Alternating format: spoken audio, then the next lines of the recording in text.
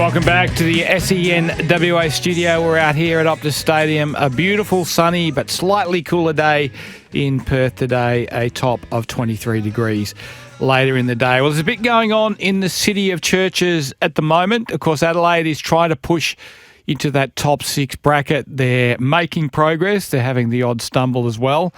There's a lot happening at Port Adelaide. There's talk that maybe Kenny Hinkley won't see the season out, that they'll do that coach succession process a little bit earlier after some poor results for the Power. To talk to us about it on the show, we have Sportsday South Australia's David Wildy. He joins us on the line now. David, welcome. Yeah, g'day, Mark. How are you? I'm very well, thank you, mate. What's your thoughts and your feelings on what's going to happen at Port Adelaide? How is this going to unfold after a series of big losses? Can they respond and regroup, or do you think it'll follow a course and Ken Hinkley will be gone before the end of the season?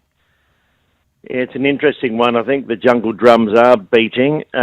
Massive week this week against Fremantle. If they lose that, and they won't be favourite there, they go to 4-7, and it's not just the fact they're losing. It's by the margin, 3 losses, 12 goals or more, which Ken's only done that twice in the previous 12 years. So, to me, there's a lack of intensity, a lack of fight, and I know they've had their share of injuries, but there's also a lack of skill, and they're not playing like the Port Adelaide we've known for the last decade. They've lost all the 10 games of the last quarter, haven't won the last quarter this year. It's just incredible. But if I spoke about this with Malcolm Blight last night.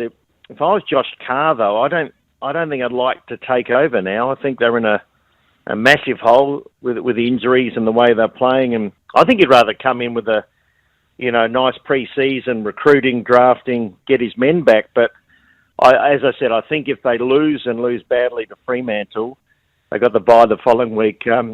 Maybe Ken will see that it's his time to go. So, how is their list, do you think? We looked at them as a preliminary finalist last year, that was probably, I felt, and I think a lot of people felt, that was right at the top end of their I guess, their bracket, what they could achieve. How is their list positioned now, particularly with the loss of Houston to Collingwood? It was a massive loss coming off halfback. Yeah, well, they had a bad run. I mean, look at the start. Their prize recruits, Lukosius, he's played one game, or hardly. Todd Marshall, I know Todd can be hit and miss, but he's certainly a handy fall up forward with Georgiades. Zerk Thatcher, their full back, hasn't played a game this year.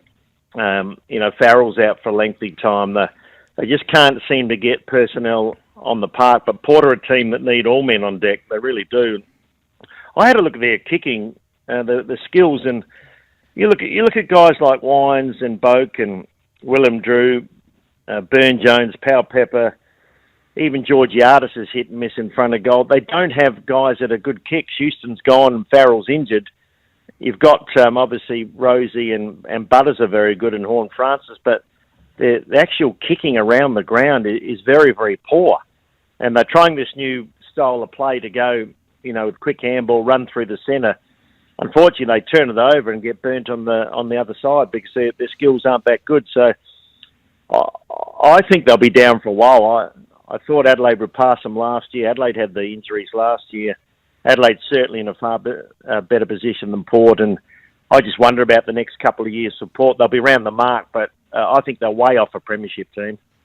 Jason Horne-Francis, obviously the big injury to come out of the loss to Geelong last week. And they were cruelled by injuries in that game against the Cats with the early loss of, I think Josh Sin went down, didn't he? And then Horne-Francis, and then obviously later Lockie Jones as well. But Horne-Francis is a massive loss. If I was a recruiter, he would be in the top 5 players in the competition I'd want to bring to my club. So he's a huge loss for them.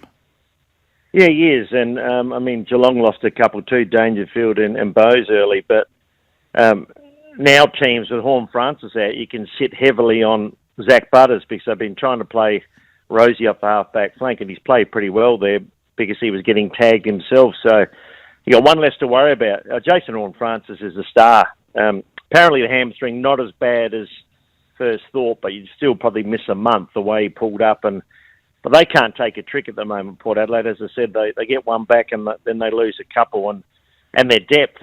You look who's coming back in. It's going to be someone like Travis Boak, who's 36 or going on 37 this year. The depth is not there. Once they lose 2 or 3 players, they don't have the depth. And I see some massive holes in their side. I really do. And it's been exposed when to give up a 10 or 12 goal loss in the second half. They were level with Geelong, 2 minutes before half time and got beaten by 12. So it's just, as I said, there's no spirit, no fight. And maybe Ken's run out of puff, and maybe some of the players have. Adelaide. So I'm really encouraged by watching them. I think they're an improved team. I think they should be playing finals. Where is their level? Where is their top end, do you think, David? I think their top end's very good. They need to take a scalp, though. And I thought I gave them a real chance to beat Collingwood, with Collingwood having a few out. But it was a pretty tough day over there with the wet and the wind. And Collingwood are a very good side in those conditions. Look, Crows don't get beaten by much. Probably the worst game was against Fremantle, but they've been in it every other game and done well. The recruits have been good. They've picked up, obviously, Peatling and Neil Bullen and Isaac Cumming. They've had Dawson and also added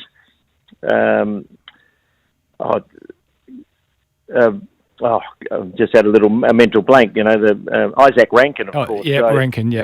Their depth is good, and they've got the big man too, Riley Philthorpe, back, and Fogarty's playing well. So probably the one that's not doing much is Taylor Walker, and you can't expect too much of the old Tex. He's been around a long while, but he was subbed out last week, and he's had a couple of quieter games. But I like their squad.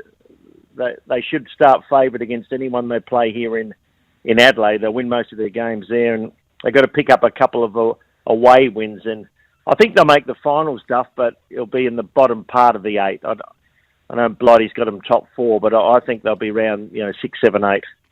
Matty Nix is a coach. Obviously, it's been a slow burn for him. He took over the club, I think, in extremely difficult circumstances, given that there'd been unrest and upheaval before he got there, and then obviously the pandemic, the first year in the job, it was a really tough indoctrination. How's he tracking, do you think?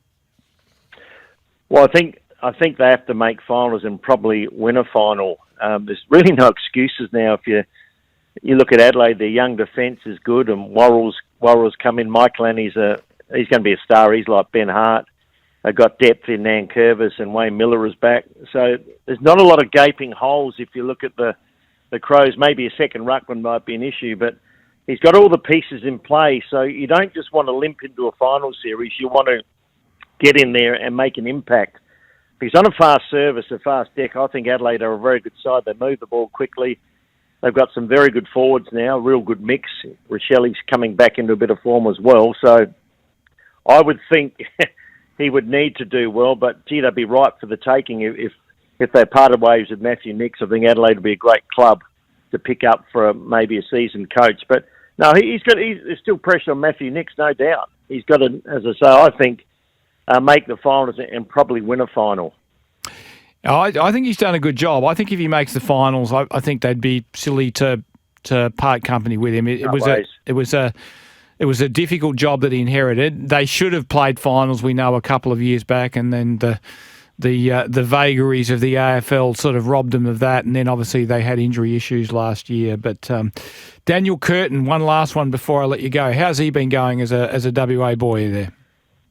No, he's been very good. I like what I see. Look, he's winning the time trials at he's 197 centimetres. They play him on a wing. They play him half back. They play him half forward. He's a big kid that's made, I think, rapid headway, and they take a bit of time. There's some talk about, does he want to go home, the home factor, but I think he's pretty happy here in Adelaide, and I know Adelaide are very happy with him, and I still think Duffy could play centre half back down the track, and when he's a strong boy. As I said, he's nearly not far off 200 centimetres, and I think they've had a very wise pick with him. I think he was pick 6, and I think he's got a good future with Adelaide. So keep your hands off him. Oh, come on, mate! We'd be offering up good players in return. They might be older. That's true.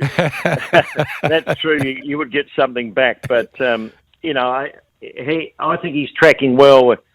a few people thought he's a slow burn early, but he's just he's only a teenager and just growing into his body. But he's a big lad now. He's a big, strong boy. He tackles well. As I said, he covers the ground really well, and he can play in a number of positions. So I like him. I think he's got a very, very big future. So you're obviously thinking Port won't make the finals. Are you back in Adelaide to get there? Yeah, I picked Port Adelaide to finish 10th. I think they'll finish lower than 10th now. I just think their season is crumbling. As I said, I just don't like their personnel. Adelaide should make the 8. Adelaide will win most of their home games, and I think they will pick up a couple of away wins, and I'm expecting them anywhere from 5 to 8 for the Crows. David, always a pleasure to talk to you on the show. Thanks for joining us this morning, mate, and all the best for the rest of the season. Thanks, Duff. David Wildy, of course, Sportsday South Australia, and obviously always very knowledgeable when it comes to the two SA clubs. We'll be back with more after the break.